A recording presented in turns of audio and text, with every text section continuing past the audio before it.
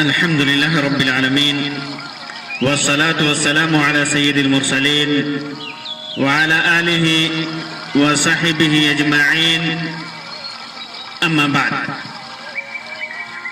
محترم حضرات، جیسا کہ اس سے پہلی والی مجلس میں نے ابتلا، آزمائش اور مصیبتوں کے جو فوائد ہیں اور جو نقصانات ہیں قرآن و حدیث کی روشنی میں اس کی وضاحت کی تھی. اسی سے متعلق آج کی اس محفل میں آپ کے سامنے اس بات کی وضاحت کروں گا کہ ایک مومن کے اوپر جب ابتلا آتی ہے، جب وہ آزمائش سے دوچار ہوتا ہے تو اس کا کیا طریقہ ہونا چاہیے، مومن کا کیا شعار ہونا چاہیے، مومن کیسے ابتلا اور آزمائش اور مصیبتوں کا سامنا کرے. اس کے لیے قرآن و سنت میں کون سا طریقہ بیان کیا گیا ہے. یہ اللہ کی حکمت ہے، اللہ کی حکمت ہے کہ اس نے مومن کو خاص کر رکھا ہے اس بات کے لیے کہ اسے آزمائش اور ابتلا میں مبتلا کرے گا، ابتلا و آزمائش سے دوچار کرے گا. اور یہ بھی ہے کہ جس کا ایمان جتنا مضبوط ہوتا ہے، جو مومن بندہ اپنے ایمان میں، اپنے عمل میں جتنا مضبوط ہوتا ہے، بلکہ جتنا زیادہ دیندار ہوگا اتنی ہی زیادہ پریشانیوں میں اور ابتلا اور آزمائش میں مبتلا کیا جائے گا. سعد بن ابی وقاص رضی اللہ تعالیٰ عنہ کی روایت ہے، امام احمد وغیرہ نے اس کو روایت کیا ہے، علامہ البانی نے صحیح قرار دیا ہے.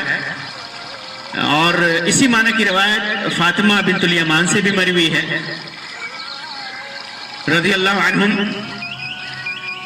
فرماتے ہیں کہ قیل یا رسول اللہ کے رسول صلی اللہ علیہ وسلم سے پوچھا گیا کہ اللہ کے رسول صلی اللہ علیہ وسلم ای الناس اشد بلاء، اللہ کے رسول صلی اللہ علیہ وسلم سب سے زیادہ ابتلا اور آزمائش میں، سب سے زیادہ سخت آزمائش میں کون انسان مبتلا کیا جاتا ہے، لوگوں میں وہ کون لوگ ہیں جنہیں سب سے زیادہ آزمائش میں اور پریشانیوں میں مبتلا کیا جاتا ہے.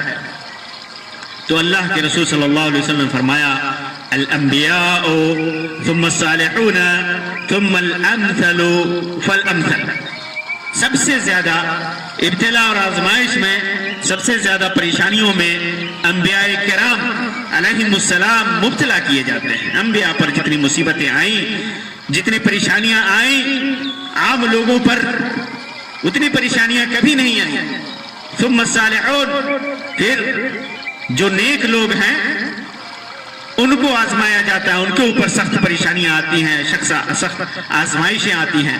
ثم الامثل فالامثل، پھر جو جتنا نیک ہوگا، جو جتنا صالح ہوگا، اسی کے حساب سے اس کے اوپر مصیبت اور پریشانی اور آزمائش سخت ہوتی جائے گی. یبتلی الرجل علی حسب دینہ، آدمی اپنی دینداری کے حساب سے آزمایا جاتا ہے. جتنا زیادہ دیندار ہوگا اتنی ہی سختی سے اسے آزمایا جاتا ہے. فإن كان في دينه صلابة، اگر دین میں اس کی مضبوطی ہے، سختی ہے، زید فی بلائہ، تو اس کی آزمائش میں بھی اضافہ کیا جائے گا، اس کی آزمائش بھی بہت زیادہ ہوگی. وإن كان في دينه رقة، اگر اس کے دین میں نرمی ہوگی، دین میں لچک ہوگی، اس کی دینداری میں، اس کی ایمان میں لچک ہوگی، خفف عنہ، تو اس کی ابتلا اور آزمائش بھی کم ہوگی. کم ہوگی. تو آدمی یہ نہ سمجھے کہ اس کے اوپر مصیبت نہیں آ رہی ہے تو اللہ تبارک و تعالیٰ کے ہاں وہ محبوب ہو گیا, اپنے دین میں مضبوط ہو گیا. یہ اس بھولے پن میں یا اس بھلاوے میں انسان نہ رہے, کیونکہ دین میں نرمی ہوتی ہے, دینداری میں کمی ہوتی ہے تو مصیبت بھی کم آتی ہے. وَلَا يَزَالُ الْبَلَاءُ بِالْمُؤْمِنِ, مومن کے اوپر مصیبت آتی رہتی ہے.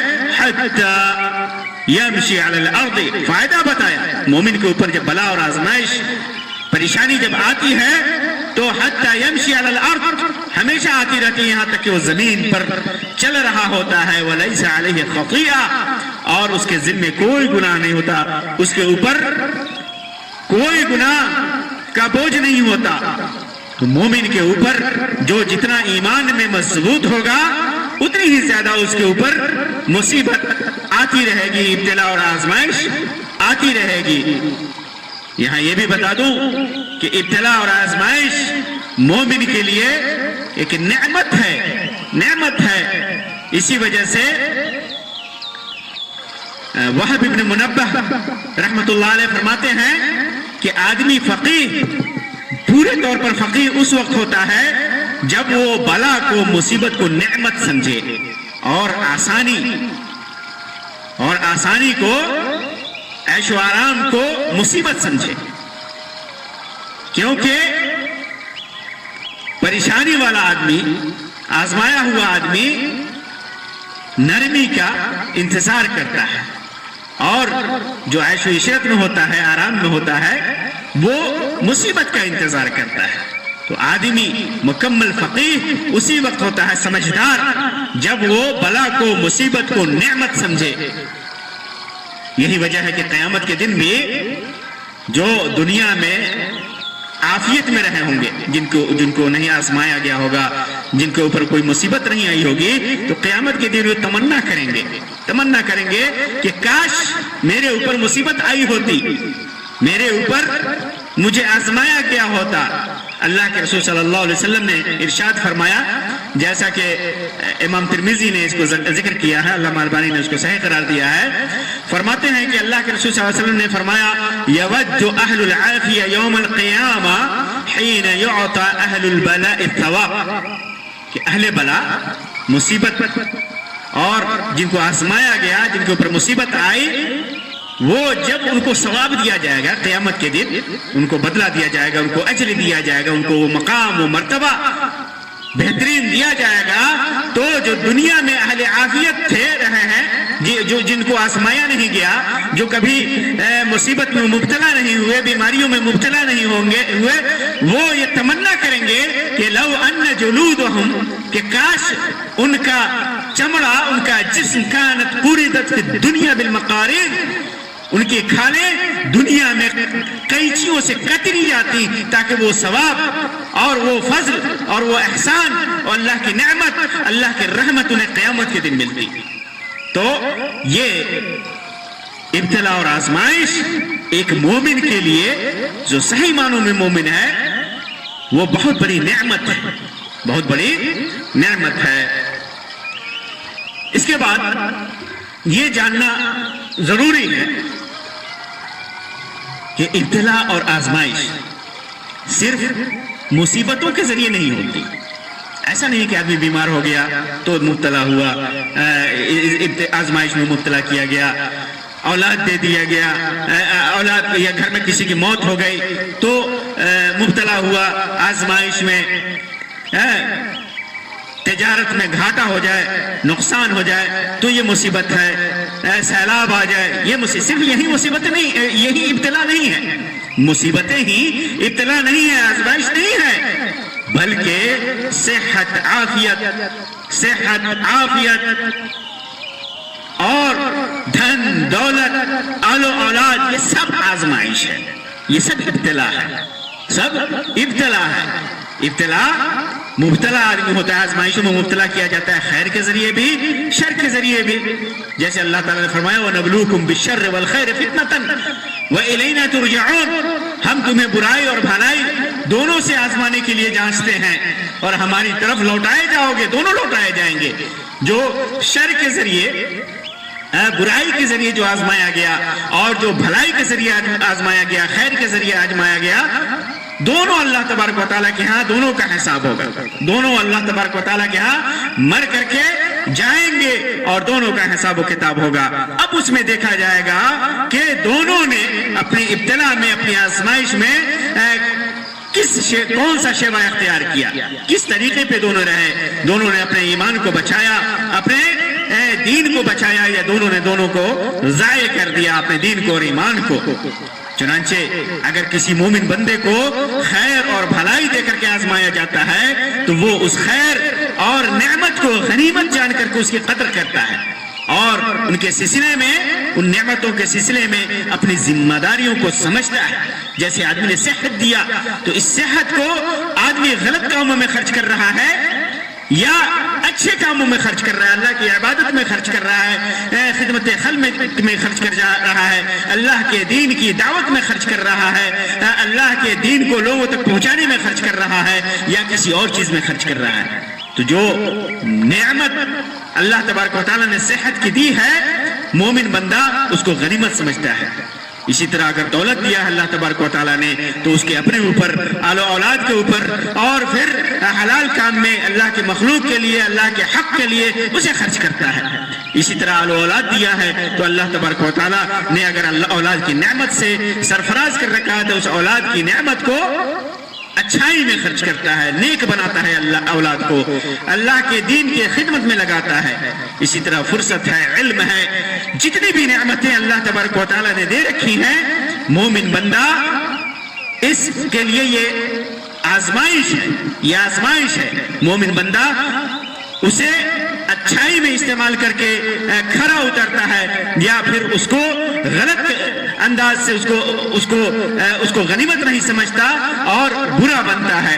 تو یہ خیر اور بھلائی کے ذریعے مومن بندہ جب آزمایا جاتا ہے، سارے بندے آزمائے جاتے ہیں، خیر کے ذریعے بھی، شر کے ذریعے بھی، تو خیر کے ذریعے جب مومن بندہ ہوتا ہے اس کو غنیمت سمجھتا ہے، جو مومن بندہ نہیں ہوتا اسے غنیمت نہیں سمجھتا۔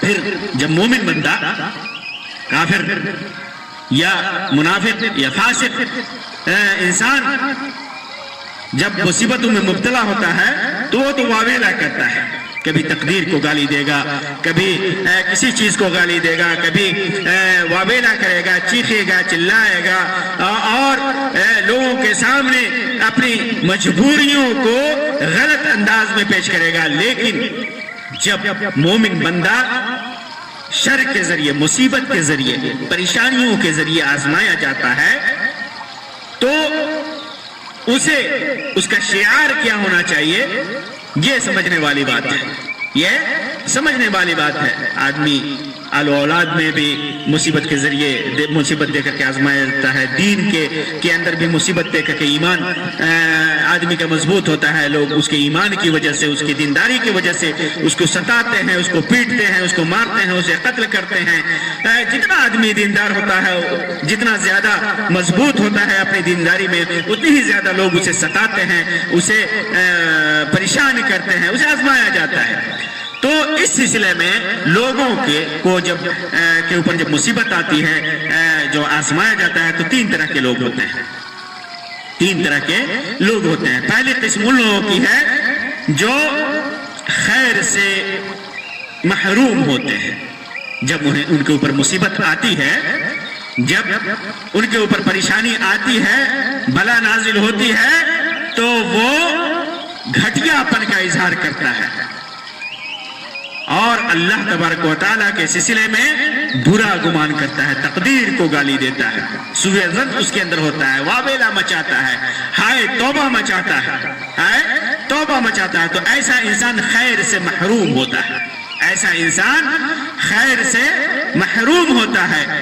اور دوسرا انسان جو بلا اور مصیبت کا مقابلہ کرتا ہے، صبر کی توفیق ہوتی ہے، صبر کی توفیق ہوتی ہے، اور اللہ تبارک و تعالیٰ کے سلسلے میں حسن ظن رکھتا ہے کہ اللہ تبارک و تعالیٰ نے جو یہ مصیبت نازل کی ہے، پریشانی نازل کی ہے، کوئی نہ کوئی وجہ ہوگی، یہ صبر کرتا ہے۔ ایسا آدمی موفق بولتے ہیں. پہلے قسم کے آدمی کو محروم من الخیر بولتے ہیں، جو خیر سے محروم ہے، جو مصیبتوں کا مقابلہ سوء ظن سے، بدگمانی سے، تقدیر کو گالی دے کر کے واویلا سے کرتا ہے. اور دوسرا آدمی موفق ہوتا ہے جو صبر اور اللہ تبارک و تعالیٰ کے سلسلے میں حسن ظن سے کے ذریعے اس کا مقابلہ کرتا ہے، صبر کرتا ہے بلاؤں پر، مصیبتوں پر، پریشانیوں پر. اور تیسرا آدمی جس کو راضی بولتے ہیں، جو راضی ہے، بلا اور مصیبت پریشانیوں کو رضامند ہوتا ہے، اللہ کا شکر ادا کرتا ہے. صبر کے ساتھ ساتھ، یہ صبر جو موفق ہے صبر کا، اس کے ساتھ ساتھ رضا بھی اس کے اندر ہے. یہ تیسری قسم ہے. تیسرے قسم کے لوگ ہیں جو مصیبتوں پر جن کا رویہ ہوتا ہے اور جن کا شعار ہوتا ہے. مومن کا ایک شعار یہ ہے، مومن کے لیے بہت سارے معاملات، چاہے خیر میں ہو آدمی، چاہے شر میں ہو، نعمت میں ہو، مصیبت میں ہو، صحت میں ہو یا بیماری میں ہو، مومن کا ہر معاملہ خیر کا ہوتا ہے. صہیب بن سنان رضی اللہ تعالیٰ عنہ سے مروی ہے، جیسا کہ امام مسلم نے صحیح کے اندر، اپنے صحیح کے اندر اس کو ذکر کیا ہے، اس روایت کو. فرماتے ہیں کہ اللہ کے رسول صلی اللہ علیہ وسلم نے ارشاد فرمایا، عجبا لامر المؤمن، مومن کا معاملہ بھی عجیب ہے. ان امرہ کلہ لہ خیر، کہ مومن اس کے ہر کام میں اس کے لیے خیر ہی خیر ہے، ہر کام میں. ولیس ذلک لأحد الا المؤمن، اور یہ خیر صرف مومن کو حاصل ہے، یہ صرف مومن کو حاصل ہے. مومن کا شعار ہے، یہ مومن کا طریقہ ہے، مومن کا شیوا ہے. ان اصابتہ سراء شکر، اگر اسے خوشی ملتی ہے، اسے آسودہ حالی ملتی ہے تو اللہ کا شکر ادا کرتا ہے. نعمت ملی، اللہ کا شکر ادا کرتا ہے. فکان خیر لہ، جب اللہ کا شکر ادا کرتا ہے تو اس کا شکر کرنا اس کے لیے بہتر ہے. وَإِنْ أَصَابَتْهُ ضَرَّاء، اور اگر اسے تنگی لاحق ہوتی ہے، پریشانی لاحق ہوتی ہے، مصیبت لاحق ہوتی ہے تو کیا کرتا ہے؟ صبر، تو اس پر وہ صبر کرتا ہے. یہ مومن کا شعار ہے، صبر کرنا. فکان خیر لہ، تو یہ بھی اس کے لیے اچھا ہوتا ہے. اس کے مقابلے میں کافر، منافق،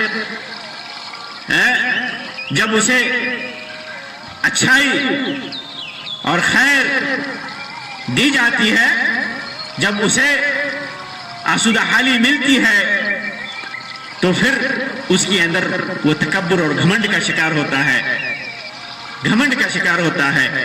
اور جب بیماری ملتی ہے تو واویلا مچاتا ہے. اسی وجہ سے کافر اور منافق اور مومن کی مثال اللہ کے رسول صلی اللہ علیہ وسلم نے مصیبتوں کے وقت جو دی ہے، وہ میں آپ کے سامنے بیان کر دینا مناسب سمجھتا ہوں. امام بخاری، امام مسلم نے اس کو روایت کیا مختلف الفاظ کے ساتھ.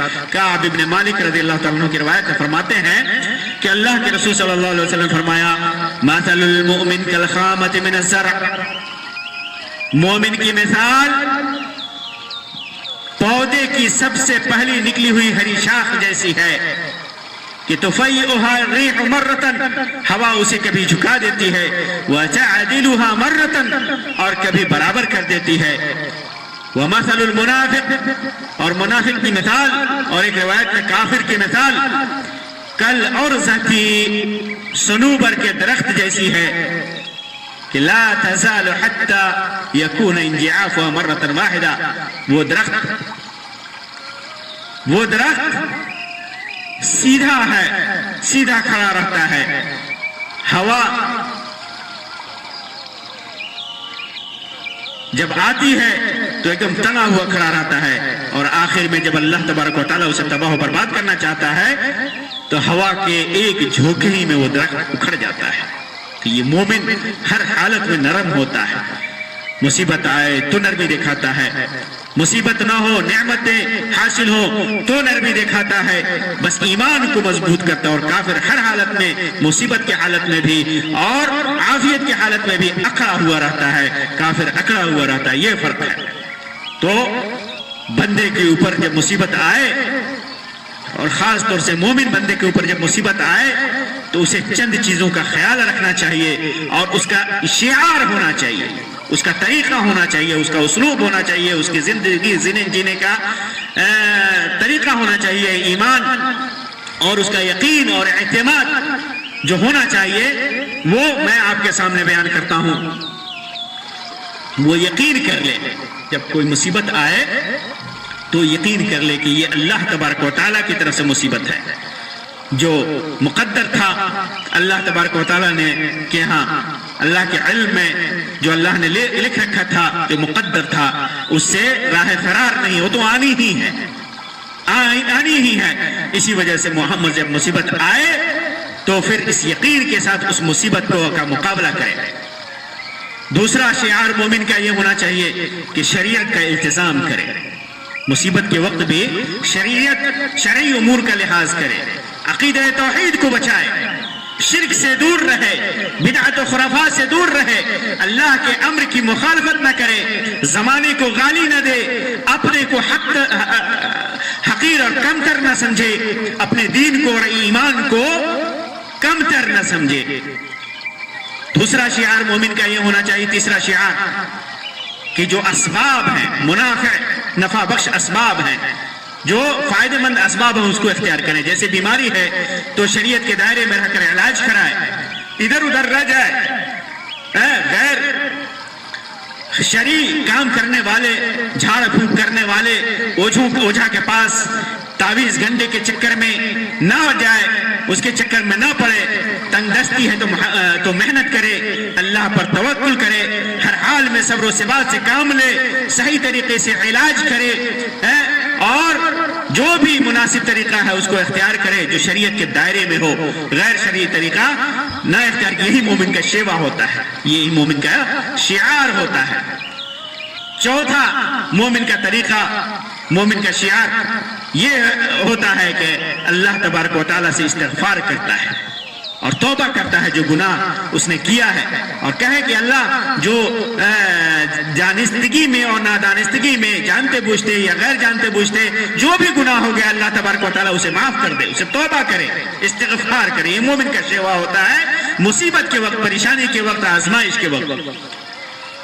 مومن کا شیوا ایک یہ بھی ہے کہ وہ یہ اسے جاننا چاہیے کہ جو مصیبت اس کے اوپر آئی ہے، اسی طرح کی مصیبت اللہ تبارک و تعالیٰ کہ دیگر مخلوق، دیگر لوگوں کے اوپر بھی آتی ہے۔ اللہ تبارک و تعالیٰ وہ مصیبت سب کے اوپر بھیجتا ہے، صرف مومن کے اوپر نہیں بھیجتا، کافر کے بھی اوپر بھیجتا ہے، مومن کے اوپر بھی بھیجتا ہے، اس سے زیادہ مضبوط ایمان والا ہے اس کے اوپر بھی اللہ تبارک و تعالیٰ مصیبت اور آزمائش کو بھیجتا ہے۔ تو ایسی صورت میں جب مومن اس اعتقاد کے ساتھ، اس اعتماد کے ساتھ، اس سوچ کے ساتھ اس مصیبت کا سامنا کرے گا تو وہ مصیبت خود بخود اس کے اوپر حقیر ہو جائے گی، کمتر ہو جائے گی، اس کی نگاہ میں کمتر ہو جائے گی، اسے برداشت کر لے گا، اس پر صبر کرنے کی قوت اس کے اندر پیدا ہوگی۔ اسی طرح جب مصیبت آئے تو اسے اللہ کے رسول صلی اللہ علیہ وسلم کی وفات کے ذریعے جو امت مسلمہ پر مصیبت آئی تھی اس کو یاد کرے، اس کو یاد کرے۔ اللہ کے رسول صلی اللہ علیہ وسلم کی جب وفات ہوئی تھی، صحابہ کرام کی کیا حالت تھی، مدینے کی کیا حالت تھی، عالم اسلام کی کیا حالت تھی، کس طرح لوگ قلق اور بے چینی میں مبتلا ہوئے تھے۔ وحی منقطع، سب سے محبوب ہستی اس دنیا سے چلی گئی، اس مصیبت کو یاد کرے تو ساری مصیبتیں ہیچ نظر آئیں گی، ساری مصیبتیں، اس مصیبت کے بعد ساری مصیبتیں ہیچ ہیں۔ اللہ کے رسول صلی اللہ علیہ وسلم کی وفات سے بڑھ کر مصیبت اس امت کے لیے کچھ نہیں ہو سکتی، ایک مومن کے لیے کچھ نہیں ہو سکتی۔ اسی طرح مومن کا شعار یہ بھی ہے کہ جب مصیبت آئے تو پہلے ہی حملے میں، مصیبت کا جو پہلا حملہ ہو اس میں صبر کرے، کیونکہ اس کا بہت زیادہ ثواب ہے۔ وہ جاننا چاہیے ایک مومن کو کہ جب مصیبت، ہمیشہ اس بات کو رکھنا چاہیے کہ کوئی بھی مصیبت آ سکتی ہے اور اس سے صبر کرنا ہے، اور اس پہلے حملے میں، اس مصیبت کے پہلے مرحلے میں اگر صبر کر لیتا ہے تو اس کا بہت بڑا اجر ہے۔ اللہ کے رسول صلی اللہ علیہ وسلم نے ارشاد فرمایا، ان الصبر عند اول صدمہ، اصل صبر تو یہی ہے کہ پہلے ہی صدمہ میں انسان، پہلے ہی حملے میں آدمی صبر کرے. امام بخاری نے اس کو اپنی صحیح کے اندر نقل کیا ہے, اس روایت کو ذکر کیا ہے. پھر اس کے بعد ایک مومن کا شعار, ایک مومن کا شیوا یقین اور امید ہونی چاہیے. کس بات کی؟ کہ یہ مصیبت اللہ تبارک و تعالیٰ نے جو اس کے اوپر بھیجا ہے وہ کسی برائی, کسی شر کو ختم کرنے کے لیے, اور ہو سکتا ہے اللہ تبارک و تعالیٰ نے اس سے بڑی مصیبت سے بچانے کے لیے یہ چھوٹی مصیبت بھیجی ہو.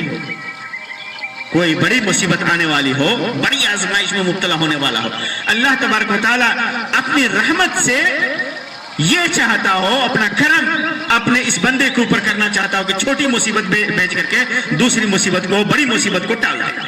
تو یہ مومن کا یہ یقین اور امید بہترین شعار ہے. پھر مومن کے اوپر جب مصیبت آئے تو اس کا شیوا یہ ہونا چاہیے کہ اس کے علم میں ہونا چاہیے, اسے یقین ہونا چاہیے کہ ہو سکتا ہے کہ اس نے عمل میں کوتاہی کی ہو, کوئی بڑا عمل اس کے حصے میں نہیں ہے. تو اللہ تبارک و تعالیٰ نے جب عمل میں کوتاہ ہوگا تو اس کا درجہ تو بلند نہیں ہوگا, لیکن اللہ تبارک و تعالیٰ کی حکمت, اس کی رحمت یہ چاہتی ہے کہ اللہ تبارک و تعالیٰ اس کے مقام کو بلند کرے, اور مقام کو بلند کر کے اسے جنت میں داخل کر دے. جب تک بندہ شرک میں اور کفر میں مبتلا نہ ہو, نفاق میں مبتلا نہ ہو, بندہ موحد ہو, اگر وہ عمل میں کوتاہ ہے, کم عمل کرتا ہے, اللہ تبارک و تعالیٰ کی رحمت, اپنی رحمت سے اللہ تبارک و تعالیٰ یہ چاہتا ہے, اللہ کی رحمت اسے ملتی ہے, اللہ تبارک و تعالیٰ اس کا مقام اور مرتبہ بلند کرتا ہے. پھر اس کو اس کی یہ مصیبت, اس کے اوپر یہ آزمائش, پریشانی اس کے جنت میں داخل ہونے کا سبب بنتی ہے. تو یہ یقین ہونا چاہیے, ایک شعار ہونا چاہیے مومن بندے کا. اسی طرح یہ مصیبت ایک مومن بندے کے لیے صبر اور امید کا دروازہ کھولتی ہے.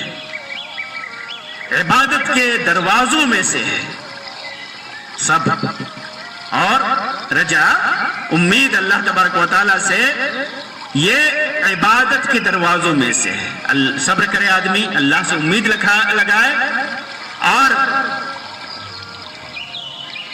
عافیت کا انتظار کرے کہ یہ مصیبت اللہ تبارک و تعالیٰ ٹالے گا. یہ سب عبادت ہے, عبادت کے طویل سے ہیں, عبادت کے دروازے ہیں یہ. امید, صبر, انتظار. تو مومن کے اوپر جب مصیبت آتی ہے تو اس کا شیوا, اس کا شعار ہوتا ہے کہ وہ صبر کرتا ہے, اللہ سے امید لگاتا ہے, آسانی اور عافیت کا انتظار کرتا ہے اللہ سے امید لگا کر کے. یہ سب عبادت ہے. تو یہ عبادت کرتا ہے مومن بندہ. بسا اوقات جب بندہ اللہ کے ذکر میں کوتاہ ہوتا ہے, دنیاوی چکا چوندھ سے دھوکہ کھائے ہوتا ہے, دنیا میں مگن ہوتا ہے, تو اللہ تبارک و تعالیٰ چاہتا ہے کہ اسے اس غفلت سے بیدار کرے, ہدایت کی طرف بلائے. تو اس کے اوپر مصیبت نازل کرتا ہے. اور مومن بندہ کا شیوا ایسے موقع سے یہ ہوتا ہے کہ وہ اپنی غفلت سے بیدار ہو جاتا ہے, غفلت سے بیدار ہو جاتا ہے. وہ یقین رکھے, مومن بندے کا یہ شیوا ہے کہ یقین رکھے کہ اللہ تبارک و تعالیٰ نے جو مصیبت نازل کی ہے, پریشانی نازل کی ہے, وہ اللہ تبارک و تعالیٰ مجھے غفلت سے بیدار کرنا چاہتا ہے, مجھے گمراہی سے ہدایت کی طرف اللہ تبارک و تعالیٰ لانا چاہتا ہے. یہ مومن بندے کا شیوا ہوتا ہے. اسی طرح مومن بندے کا ایک شیوا یہ ہے جس کا تذکرہ اللہ تبارک و تعالیٰ نے قرآن مجید کے اندر کیا ہے. الذین اذا اصابتهم مصیبہ قالوا انا للہ و انا الیہ راجعون. یہ وہ لوگ ہیں جن کے اوپر مصیبتیں آتی ہیں, کوئی بھی مصیبت آتی ہے تو کہتے ہیں انا للہ و انا الیہ راجعون، کہ ہم اللہ کے، ہم تو اللہ کے ہیں اور اللہ کی طرف ہی لوٹ کر جانے والے ہیں۔ یہ مومن بندے کا سب سے بڑا شعار ہے۔ جب وہ آزمایا جاتا ہے، مصیبت میں مبتلا کیا جاتا ہے، پریشانی میں مبتلا کیا جاتا ہے، تو فوراً اس کے زبان سے نکلتا ہے انا للہ و انا الیہ راجعون، ہم اللہ کے ہیں اور ہم اسی کی طرف لوٹ کر کے جانے والے ہیں۔ تو یہ مومن بندے کا شعار ہے، مومن بندے کا طریقہ ہے۔ تو یہ مومن کا شیوا میں نے مصیبتوں کے وقت آپ کے سامنے بیان کیا ہے۔ ہم تمام مسلمانوں کو اس کو ذہن میں رکھنا چاہیے اور اسی شیوا کو اختیار کرنا چاہیے۔ مصیبت تو آنی ہے، مصیبت آنی ہے، پریشانی آنی ہے، ابتلا اور آزمائش میں مبتلا کیا جانا ہے ہر ایک ہم میں سے، لیکن ہمیں اپنے ایمان کو مضبوط کرنا ہے۔ ان مصیبتوں کے وقت جو شعار، جو طریقہ، جو عمل اور جو ایمان اور یقین کا جو راستہ اللہ اور اس کے رسول صلی اللہ علیہ وسلم نے بیان فرمایا ہے، ہمیں اسی کو، انہی کو اختیار کرنا ہے، اسی کے مطابق چلنا ہے۔ لیکن افسوس کی بات ہے کہ ہمارے بعض مسلمانوں کا ایمان کمزور ہوتا ہے، جب مصیبت نازل ہوتی ہے تو وہ ناراض ہوتا ہے اور زمانے کو گالی دینے لگتا ہے، اپنے خالق کو ملامت کرنے لگتا ہے، اللہ تبارک و تعالی کی تقدیر کو گالی دینے لگتا ہے، اور وہ یہ سمجھتا ہے کہ ہم نے اچھا عمل کیا پھر بھی اللہ تبارک و تعالی نے کیوں مصیبت میں مبتلا کر دیا۔ خود کو اچھا عمل والا سمجھنے لگتا ہے اور یہ نہیں سمجھتا کہ اللہ تبارک و تعالی نے اس کے ساتھ ضرور خیر کا ارادہ کیا ہے۔ یہ ہمارے بعض مسلمانوں کا افسوسناک رویہ ہے۔ مسلمان کا شیوا تو صبر، ثابت قدمی اور ایمان و یقین کی مضبوطی کا ہونا چاہیے۔ مصیبتوں کے وقت، پریشانی کے وقت اللہ تبارک و تعالیٰ سے دعا ہے کہ اللہ تبارک و تعالیٰ ہمیں ہمارے ایمان کو صحیح طریقے سے ہمارے ایمان کو مضبوط کر دے اور ہمیں صحیح طریقے سے ایمان کے مطابق، یقین کے مطابق زندگی گزارنے کی توفیق عطا فرمائے۔ ہر حال میں مصیبتوں اور آزمائشوں کا سامنا کرنے کی توفیق عطا فرمائے۔ اللہ تبارک و تعالی ہمیں ہر قسم کی مصیبتوں سے بچائے اور مصیبتوں میں مبتلا کرے، تو اللہ تبارک و تعالی ہمارے لیے ان مصیبتوں کو گناہوں کے، ہمارے گناہوں کی کفارہ کے لیے کفارہ اور ہمارے ایمان کے لیے مضبوطی کا ذریعہ بنائے، اور ہمیں ہر گناہ سے توبہ کی توفیق عطا فرمائے، استغفار کی توفیق عطا فرمائے۔ اللہ تبارک و تعالی ہمارے نیک اعمال کو قبول فرمائے۔ آمین یا رب العالمین۔ وآخر دعوانا ان الحمد للہ رب العالمین، وصلی اللہ علی خیر خلقہ وسلم، والسلام علیکم ورحمۃ اللہ وبرکاتہ۔